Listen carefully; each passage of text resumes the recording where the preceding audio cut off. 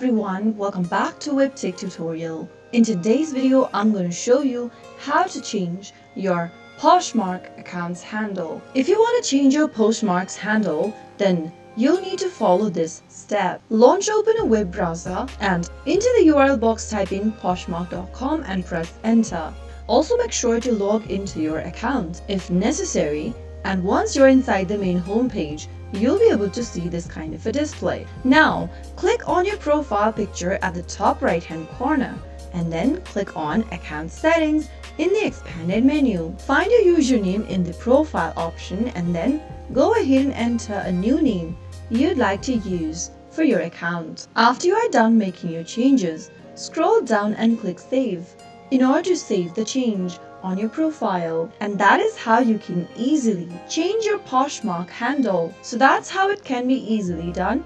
If you found the video to be helpful, go ahead and give us a thumbs up. Don't forget to subscribe to the channel by hitting the subscribe button.